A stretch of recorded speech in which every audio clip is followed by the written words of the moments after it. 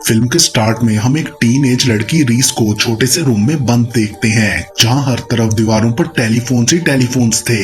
अचानक उनमें से एक बजने लगता है। उस पर एक स्टिकी नोट भी लगा था। रीस के कॉल पिक करने पर उसे एक ऑटोमेटेड आवाज सुनाई देती है, जो उसे रॉयल फ्लश मिलने पर कांग्रेट्स करती है। इससे पहले कि रीस इस सबको समझती कि आखिर ये क्या चल रहा है, बाकी टेलीफोन्स भी बजने लगते हैं और उन सब में से भी सेम वही आवाज आ रही थी। एंड तभी अचानक उन फोन में से पानी निकलकर रूम में भरना शुरू हो जाता है। ये देखकर रीस घबरा गई थी। अचानक उसकी नजर ऊपर पड़ती है तो उसे सीलिंग के साथ एक अटैच टॉयलेट दिखाई देता है, जिससे वो समझ जाती है कि एक्चुअली उसे टॉयलेट को फ्लश करना है ताकि पानी यहाँ से निकल जाए।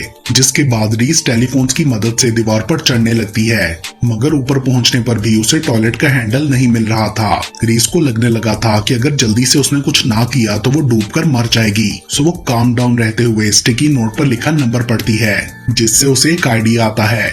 क्योंकि टाइम बहुत कम था, इसलिए वो जल्दी से दोबारा नीचे जाकर एक टेलीफोन से वही नंबर डायल करती है। रीस का प्लान आखिर काम कर गया था। नंबर डायल करने के बाद उस फोन के अंदर से टॉयलेट का हैंडल मिल जाता है, जिसे वापस ऊपर ले जाकर रीस टॉयलेट पर फिक्स कर देती है और उसे फ्लश करते ही सारा पानी ड्रेन हो गया था, जिससे एट लास्ट रीस की जान बच गई। एंड देन कुछ सेकंड्स बाद हमें पता चलता है कि ये सारा एक्सपीरियंस एक्चुअली एक वर्चुअल रियलिटी गेम में हो रहा था। एकदम इन्होंने वक्त बदल दिया, जज्बात बदल दिए। रीस अपना वीआर हेडसेट उतारती है और रिवील होता है कि वो असल में एक ई स्पोर्ट्स सेंटर में थी, जहां उसके आसपास दूसरे वीआर प्रोफेशनल गेमर्स भी थे। उसके बाद रीस घर वापस जाकर अपने फादर क्रिस के साथ डिनर करती है। रीस ने बचपन में ही अपनी मदर को खो दिया था, इसलिए वो अब अपने डैड के साथ काफी अटैच थी। वो दोनों बातें कर रहे होते हैं कि तभी अचानक से लाइट फ्लिक करने लगती है और वहाँ शॉर्ट सर्किट हो जाता है। उसके साथ ही हमें दिखाया जाता है कि पूरे सिटी में ही शॉर्ट सर्किट्स की वजह से लाइट्स बंद हो चुकी थी। किसी अननोन वजह से सब इलेक्ट्रिक चीजें बस्ट होती जा रही थी। उधर घर में क्रिस सबको इतना सीरियस नहीं लेता। उसे लगता है कि बस नॉर्मल बिजली ही गई है। रीस के मोबाइल सिग्नल्स भी चले गए थे एंड अनफॉर्चुनेटली शॉर्ट सर्किट्स की वजह से उसके पर्सनल कंप्यूटर सेटअप को भी आग लग गई थी। रीस ने किसी तरह आग तो बुझा ली थी, मगर वो कंप्यूटर को नहीं बचा पाई। लेटर ऑन लिविंग रूम में क्रिस लैंटर्न चलाकर रीस को बताता है कि ये ब्लैकआउट उसके लिए अच्छा है, ताकि वो थोड़ी देर अपने डिवाइसेस से ब्रेक ले सके। देन वो दोनों रीस के आईपैड पर कुछ पुरानी फोटोज देखते हुए उस टाइम को याद करते हैं जब रीस की मॉम जिंदा थी, और फिर वहीं सोफे पर ही सो जाते हैं। आधी रात को रीस की एक अजीब सी आवाज से आंख खुलती है, जो उनके वेयर हाउस से आ रही थी एंड वो क्रिस को जगाए बिना ही अकेली चेक करने जाती है। वेयर हाउस में और तो कुछ नहीं था, बट उसे एक बुक मिलती है जिसका नाम था रेडियो फ्लैश। रेडियो फ्लैश मतलब इलेक्ट्रोमैग्नेटिक पल्स, जिसे ईएमपी भी कहते हैं। और यहाँ हमें पता चलता है कि ये वेयर हाउस उसके ग्रैंडपा फ्रैंक का है, जो कुछ साल पहले पहाड़ों में रहने के लिए ये घर छोड़कर चले गए थे। वहाँ रीस एक टेबल से कपड़ा हटाती है तो वहाँ उसके नीचे हमें एक पुराना रेडियो स्टेशन दिखता है, जिसे रीस कुछ पार्ट्स को कनेक्ट करते हुए असेंबल कर लेती है। एंड देन उस डिवाइस को ऑन करके वो अपने ग्रैंडपा को कॉल करती है और कुछ सेकंड्स बाद ही उनका रिस्पॉन्स आ जाता है। ग्रैंडपा फ्रैंक को भी इस पावर आउटेज की फिक्र हो रही थी। वो इसे एपोकैलिप्टिक कहता है। उसके अकॉर्डिंग यूएसए के ऑलमोस्ट सारे वेस्टर्न पार्ट ही इस मिस्टीरियस ब्रेकडाउन से इफेक्ट हुए थे। फ्रैंक ये भी गेस करता है कि शायद इसका इलेक्ट्रोमैग्नेटिक पल्स अटैक से कोई लिंक हो। उसके पूछने पर रीस बताती है कि क्रिस सो रहा है। एज उनके पास टाइम कम था, इसलिए वो रीस को बोलता है कि वो सुबह क्रिस से उसकी बात जरूर करवाए। वो चाहता था कि क्रिस और रीस फौरन ही यहाँ से निकलकर उसके पास माउंटेन्स में आ जाएं। एंड फ्रैंक रीस को वेयर हाउस में पड़े एक मैप और मोबाइल रेडियो के बारे में भी बताता है, जो उन्हें रास्ते में काम आएगा। लेकिन ये मोबाइल रेडियो तभी काम करेगा जब वो लोग फ्रैंक से 5 मील के रेडियस पर पहुंचेंगे। इस सब से पता चलता है कि फ्रैंक जानता था कि एक दिन ये होने वाला है, इसलिए उसने पूरी तैयारी कर रखी थी।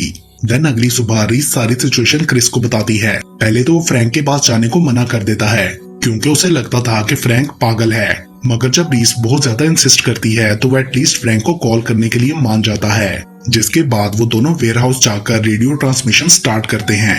एंड देन रीस वहाँ से चली जाती है। फ्रैंक क्रिस को इस पावर आउटेज की रीजन एक्सप्लेन करते हुए बताता है कि ये सब ईएमपी के इफेक्ट की वजह से हो रहा है, जिससे जल्द ही सभी स्टेट्स में केओस फैल जाएगा। वो ये भी क्लेम करता है कि 3 दिन के अंदर सभी फूड सप्लाईज और टूल्स भी शॉर्ट हो जाएंगे, इसलिए माउंटेन्स में रहना ही सेफ ऑप्शन है। ये सब सुनकर क्रिस भी वहाँ से जाने के लिए मान गया था, जिसके बाद वो और रीस फौरन पैकिंग स्टार्ट कर देते हैं। बाहर की सिचुएशन काफी खराब होती जा रही थी। इतने लंबे आउटेज की वजह से लोग पुलिस के साथ भी लड़ने लगे थे। किसी को नहीं पता था कि आखिर क्या हो रहा है और ये कब खत्म होगा। मीनवाइल क्रिस और रीस गाड़ी में बैठकर जाने के लिए निकल पड़ते हैं। रास्ते में वो लोग कुछ चीजों के लिए एक सुपरमार्केट पर रुकते हैं जो कि सिर्फ अकेली ही ओपन थी और वहाँ लोगों का रश लगा हुआ था जो सिंपल चीजें जैसे कि पानी और फूड आइटम्स के लिए भी आपस में लड़ रहे थे। ये देखकर वो दोनों वापस आ जाते हैं। यहाँ हम देखते हैं कि उनकी तरह हजारों लोग शहर से निकलना चाह रहे थे। नेक्स्ट सीन में उन्हें एक ब्रिज पर रुकना पड़ता है क्योंकि आगे रोड पर एक्सीडेंट हुआ था और ट्रैफिक ब्लॉक थी। एक्सीडेंट में एक लेडी की डेथ हो गई थी। कुछ ही देर में वहाँ टेंशन काफी बढ़ जाती है। तभी एक आदमी जल्दी में अपनी गाड़ी दूसरी गाड़ियों से टकरा देता है जिससे वहाँ रास्ता खुल गया था। क्रिस और रीस भी सफर पर आगे बढ़ जाते हैं। लेटर ऑन रात में रीस नींद से जागती है तो उसे पता चलता है कि वो लोग इंटरसेक्शन मिस करके गलत रास्ते पर जा रहे हैं। इस बात से डिस्ट्रैक्ट होकर क्रिस का ध्यान रोड पर से हट गया था जिस वजह से उनकी गाड़ी पास के जंगल में क्रैश कर जाती है। अगली सुबह क्रिस रीस को जगाता है और वो ये देखकर रिलैक्स हो गया था कि उसे कोई भी इंजरी नहीं आई, मगर क्रिस को सर पर चोट लगी थी जिससे थोड़ा खून भी निकल रहा था। देन वो दोनों पास के एक रिवर को फॉलो करते हुए फ्रैंक की लोकेशन की तरफ बढ़ने लगते हैं। दूसरी तरफ फ्रैंक उनके लिए परेशान हो रहा था क्योंकि उन्हें सुबह ही वहाँ पहुँच जाना चाहिए था। उधर क्रिस को चलने में भी मसला हो रहा था, इसलिए रीस कहती है कि उन्हें कुछ देर आराम कर लेना चाहिए। सो वो पास ही एक वाटरफॉल के करीब रुकते हैं। रीस देखती है कि क्रिस के बाजू और बैक पर भी इंजरी आई थी, इसलिए वो उसके जख्मों को ट्रीट करने लगती है। एंड देन कुछ देर बाद वो दोबारा से चलने लगते हैं, मगर क्रिस से बिल्कुल भी चला नहीं जा रहा था और तभी वो गिर जाता है। लेकिन बेहोशी में जाने से पहले वो रीस को किसी से हेल्प मांगने के लिए कहता है। सो रीस जल्दी से भागकर हेल्प लेने जाती है। थोड़ा ही आगे उसे एक बार्न नजर आता है जो कि ग्लेन नामी फार्मर का था। ग्लेन तुरंत ही रीस की मदद करता है और क्रिस को गाड़ी में डालकर अपने घर ले जाता है, मगर अनफॉर्चुनेटली हर तरह की फर्स्ट एड देने के बाद भी क्रिस होश में नहीं आता एंड फाइनली उसकी डेथ हो जाती है जिससे रीस बुरी तरह टूट गई थी। उस रात वो और ग्लेन मिलकर क्रिस को फील्ड्स में ही दफना देते हैं। अगले दिन ग्लेन रीस को खुद ही उसके ग्रैंडपा के पास छोड़ने के लिए जाता है। दूसरी तरफ फ्रैंक उनका वेट कर करके थक चुका था, इसलिए वो खुद ही उन्हें ढूंढने जाने का प्लान करता है। कुछ ही घंटों बाद उसे उनकी क्रैश कार मिल जाती है जिसके पास एक ब्लडी क्लॉथ का पीस भी पड़ा था। देन उसी रोड पर आगे जाते हुए फ्रैंक को ग्लेन का फॉर्म भी मिलता है। वो किसी को देखने के लिए घर की तरफ जाता है तो उसे अंदर सोफे पर ब्लड नजर आता है जिसे देखकर फ्रैंक सस्पिशियस हो गया था। सो वो अंदर घुसकर चेक करने लगता है, मगर कुछ ना मिलने पर वापस जाते हुए उसे शॉवल और क्रिस के कपड़े दिखाई देते हैं। एंड फाइनली ग्रेव देखने पर वो समझ जाता है कि क्रिस अब जिंदा नहीं रहा, मगर उसके पास दुखी होने का वक्त नहीं था क्योंकि रीस स्टिल मिसिंग थी। दूसरी तरफ रास्ते में ग्लेन को रोड साइड खड़ा एक आदमी दिखता है जो हेल्प के लिए कह रहा था, मगर ट्रक को रोकने से पहले वो रीस को बैक साइड पर छुपा देता है एज उसे लग रहा था कि ये आदमी कहीं कोई गड़बड़ न करते, और वाकई उसका ये डर सच साबित होता है। वो आदमी ग्लेन को शूट करके वहीं फेंक देता है और फिर ट्रक को लेकर आगे बढ़ जाता है। रीस इस सबसे ट्रॉमाटाइज्ड हो गई थी। थोड़ा आगे जाकर वो आदमी एक कार रिपेयर शॉप से गैसोलीन चुराने के लिए रुकता है जहां एक हंटर उसे शूट करके मार डालता है। रीस मौका देखकर वहां से भाग जाती है, मगर कुछ ही देर में वही हंटर उसे पकड़ लेता है और उसे किडनैप करके अपने साथ ले जाता है। आंख खुलने पर रीस अपने सामने एक वियर्ड सी बूढ़ी औरत को देखती है जिसका कहना था कि रीस उसकी प्रॉपर्टी में बिना इजाजत एंटर हुई है, सो उसे इसकी सजा मिलेगी। मीनवाइल फ्रैंक को ग्लेन की डेड बॉडी मिलती है और वो उसे पहचान जाता है क्योंकि फार्म पर उसने ग्लेन की फोटो देखी थी। ये देखकर फ्रैंक रीस के लिए और ज्यादा वरिड हो गया था। दूसरी तरफ वो बूढ़ी औरत डिनर पर रीस को अपनी फैमिली से इंट्रोड्यूस करवाती है। उसका बेटा बिली जो कि वही हंटर था और उसका ग्रैंडसन क्विन जो कि काफी शाय और ट्रबल लड़का लग रहा था। यहाँ पता चलता है कि बिली हर वक्त बिना किसी वजह के अपने बेटे को मारता रहता है। देन रीस उन्हें सारी बात बताती है कि वो यहाँ तक कैसे पहुंची। वो ये भी कहती है कि मैं यहाँ ज्यादा देर नहीं रुक सकती, मुझे जितनी जल्दी हो सके ग्रैंडपा के पास पहुंचना है। मगर उस लेडी को रीस पर बिल्कुल भी रहम नहीं आता और वो उसे जाने नहीं देती, बल्कि वो उसे रात एटिक में रुकने के लिए फोर्स करती है। सो और कोई रास्ता ना होने की वजह से रीस उनके एटिक में चली जाती है, लेकिन उसका सारी रात वहाँ गुजारने का इरादा नहीं था। वो रात सबके सोते हुए चुपके से मेन डोर तक पहुँच जाती है, मगर लॉक खोलने की आवाज उस औरत ने सुन ली थी। वो बिली को रीस के पीछे भेजती है और काफी देर भागने के बाद भी आखिर वो पकड़ी जाती है। बिली उसे वापस घर ले जाता है जहाँ होश में आने पर रीस खुद को एक बोरी के अंदर बंधा हुआ पाती है जो कि एक दरख्त पर लटकी थी। तभी एक बड़ा सा बियर वहाँ आकर उस बैग को पकड़ने की कोशिश करता है, मगर इससे पहले कि वो रीस को काट खाता, बिली वहां पहुंचकर बियर को शूट कर देता है और यहाँ पता चलता है कि एक्चुअली उन्होंने रीस को एज अ बेट यूज किया था उस जायंट बियर को पकड़ने के लिए। देन रीस को एक स्टोर में ले जाकर बंद कर दिया जाता है। ऑलमोस्ट एक हफ्ते बाद बाहर निकालकर वो लेडी रीस को कन्विंस करने की कोशिश करती है कि वो उसके बेटे से शादी कर ले, जिस पर रीस कहती है कि ऐसा करने से बेहतर है मैं स्टोर में ही बंद रहूं।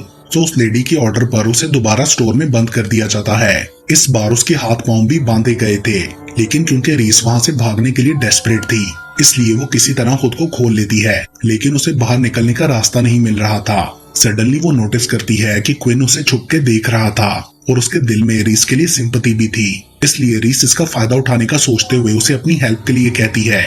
एज क्विन भी अपने फादर और ग्रैंडमा के जुल्म की वजह से फेड अप हो चुका था, इसलिए वो भी फौरन मान जाता है। उसकी हेल्प से रीस स्टोर रूम से निकलने में कामयाब हो जाती है और फिर वो दोनों ही उस जगह से भाग जाते हैं। नेक्स्ट डे उन दोनों को ना पाकर बिली उन्हें ढूंढने जाता है। वो उनके पैरों के निशान और टूटी हुई झाड़ियों को फॉलो कर रहा था। उसे यकीन था कि वो उन्हें ढूंढेगा। दूसरी तरफ रीस और क्विन काफी दूर पहुंचकर बेरीज खाने के लिए रुकते हैं। थोड़ा आगे वो क्लिफ तक पहुंचते हैं जहां से क्विन नीचे गिरने वाला था, मगर रीस किसी तरह उसे बचा लेती है। उसके बाद आगे उन्हें एक लकड़ी का लॉग मिलता है जो ब्रिज का काम करता था। वो लोग उसे क्रॉस करके दूसरी तरफ चले जाते हैं, मगर तभी अचानक बिली दूर से उन्हें देखकर गोली चला देता है, मगर लकीली उन्हें नहीं लगती, जिसके बाद डर कर दोनों तेजी से भागने लगते हैं। आगे उन्हें एक नदी मिलती है। उन्हें अंदाजा हो चुका था कि वो बिली से भाग नहीं सकते, इसलिए खुद को नीचे पानी में छुपा लेते हैं। एंड देन बिली के वहां से गुजर जाने के बाद बाहर आ जाते हैं और अब की बार वो उसकी अपोजिट डायरेक्शन में भागते हैं, मगर बिली एक शिकारी था, सो वो फिर भी उन्हें अपने पीछे से नोटिस करके उन तक पहुंच जाता है। वो दोनों भी एक प्लान बनाते हैं। रीस सामने रॉक के पास छुप जाती है और बिली के वहां पहुंचने पर क्विन पीछे से उस पर अटैक कर देता है, जिससे बिली की गन नीचे रीस के पास गिरती है, मगर वो उसे यूज करने से घबरा रही थी। लेकिन फिर क्विन को बचाने के लिए वो गन पकड़कर बिली को शूट कर देती है, लेकिन असल में बिली फ्रैंक के गन शॉट से मरा था, जो पीछे से वहां पहुंच चुका था। वो गन शॉट्स की आवाज सुनकर वहां आया था। डरी हुई रीस जल्दी से उसके गले लगकर बुरी तरह रोने लगती है। यहाँ सीन शिफ्ट हो जाता है और हमें कुछ टाइम बाद का सीन दिखाया जाता है, जहाँ क्विन और रीस अब फ्रैंक के साथ रहते थे। दुनिया अभी तक EMP के आफ्टर इफेक्ट से सफर कर रही थी, मगर यहाँ माउंटेन्स में उनके लिए हर चीज अवेलेबल थी। मूवी के लास्ट में हम क्विन को देखते हैं जो रीस का लैपटॉप ओपन करता है, तो वहाँ उसके फ्रेंड्स के बहुत सारे मैसेजेस आए हुए थे। मतलब पावर आउटेज का प्रॉब्लम फाइनली खत्म हो गया था। और इसके साथ ही ये मूवी यहीं पर खत्म हो जाती है।